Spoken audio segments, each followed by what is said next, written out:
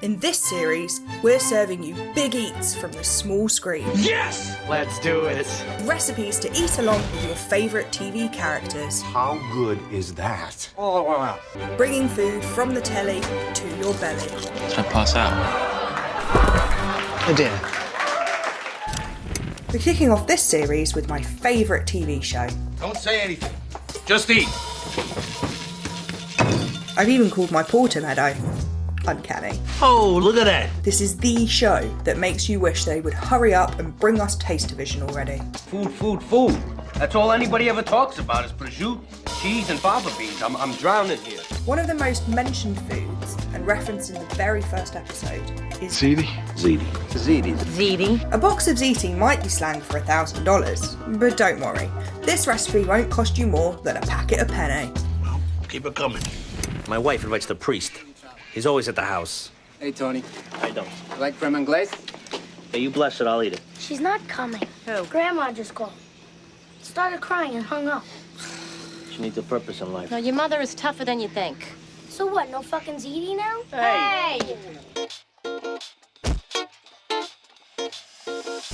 This is Ziti longi, or long Ziti. A long, smooth, tubular pasta with a big hole down the centre, kind of like a giant bucatini. Carmela Soprano, however, prefers short Ziti, which is not available in the UK. So instead I've got here a penne liscia. It's the right size and it's smooth like Ziti, but the ends aren't straight, they're cut on a diagonal. I'm going to ignore both of these though, and break the rules with the naive confidence of Jackie Jr. on a Saturday night at the Bada Bing, and use a penne rigate instead. Rigate refers to the ridges on the outside of the pasta, which cling onto the sauce and make it my preferred flavour vessel. To kick things off, we're going to start by preparing a sofrito. I've got 1 carrot, 2 sticks of celery and an onion here, and I've diced them up into small pieces of roughly equal size. It's big oil, always big oil. We want to saute this for about 20 minutes or so, until our veggies are softened and browned. Be patient with your sofrito and go low and slow.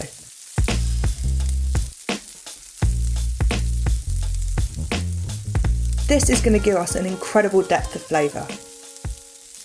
Once the veg is softened, golden and lightly caramelised, put it to the side and it's time for the meat. I've got 500 grams of meat here. Half is beef mince,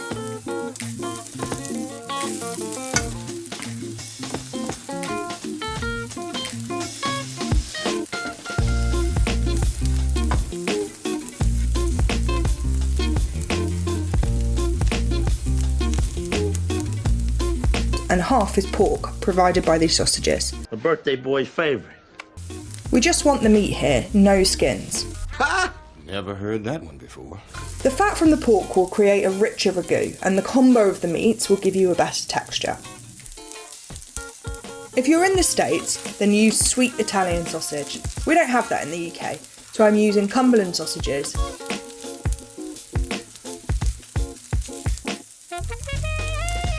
We want the meat to caramelise, so brown in large chunks and then break it up afterwards. Whilst that's browning, prep a couple of cloves of garlic.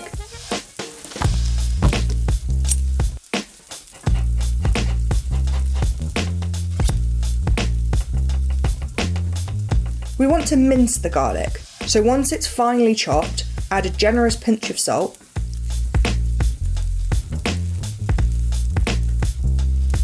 turn your knife to about a 30-degree angle, push down and drag the blade across the board.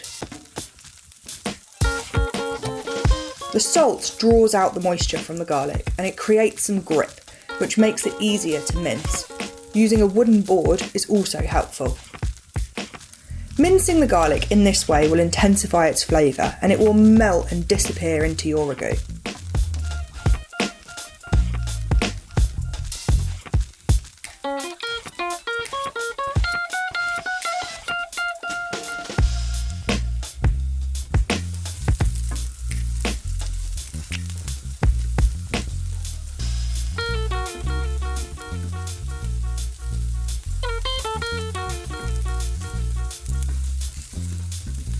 Add in a bay leaf, 2 tablespoons of tomato puree, and if like me you're using Cumberland's, then add in a teaspoon of fennel seeds and half a teaspoon of dried basil to mimic the flavours of sweet Italian sausage. And then cook that off for a couple of minutes until the garlic is super fragrant.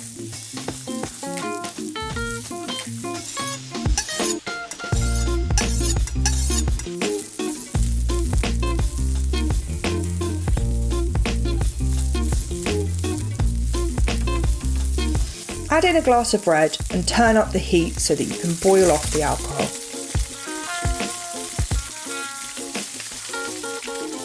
Once the wine has reduced, add in 400 grams of passata,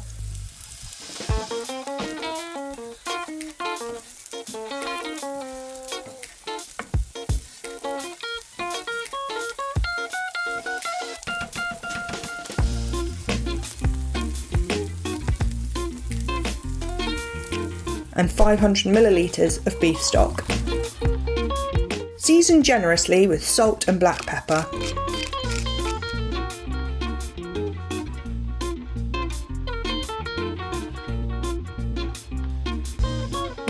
And bring to a simmer. Once that's bubbling, reduce the heat, stick on the lid and simmer covered for 1.5 hours to 2 hours. Uncovering for the last 15 minutes. Our ragu is now cooked, put it to the side to cool down and stick your oven on to 160 degrees fan while you get your pasta ready. You want the pasta to be super al dente here as it will finish cooking in the oven. So we're going to cook it for a few minutes less than on the packet instructions.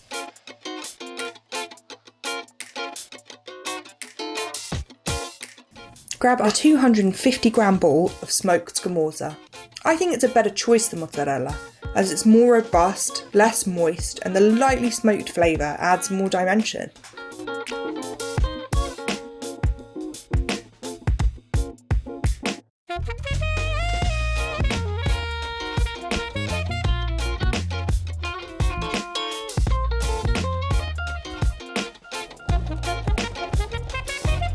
Once the pasta is a few minutes off from cooked, reserve some of the starchy water and drain the pasta. You want the sauce to get inside the tubes and fill the pasta nicely.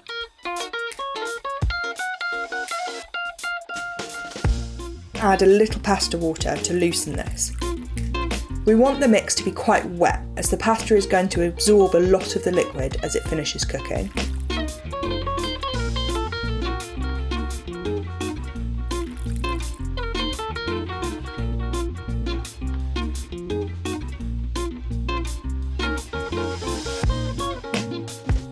We want to create layers of pasta and cheese.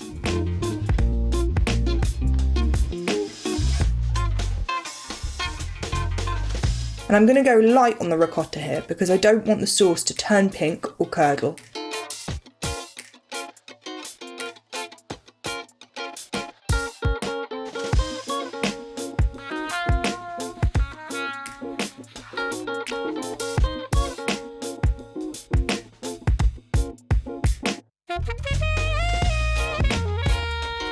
Bake for 20 to 30 minutes until the cheese is crispy and golden and the pasta is cooked through. That's all folks, thank you for watching. That'll be 2 boxes of ziti please. I'll send you my bank details. You can find this and all our other recipes on our website, linked in the description box.